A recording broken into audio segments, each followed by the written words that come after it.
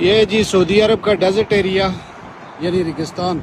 सामने हमने ट्रक लगाए जो कि इधर एक पार्किंग मिली थी हाईवे के साथ। ये हाईवे जा रहा है साथ में, आप देख सकते हैं। मैंने अपना ट्रक इधर लगाया है। ये हमारा सालन बन रहा है। नीचे चलता हूँ, आपको बताता हूँ क्या बना रहा हूँ। शाम के लिए बना रहा हूँ। हल्की बारिश हुई है सुबह। ओए होए होए होए होए।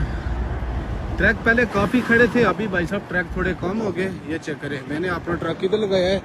अभी चलता हूँ, मैं आपको बताता हूँ कि सालन क्या बन रहा है। मैंने काम गलत किया है। अब देखें क्या, ये जो मैंने इधर धुलाई की है ना चिकन वगैरह और चीज़ों की, भाई ये देखें पानी मैंने उधर ही फेंक लिया। ये सामने नलका लगा है।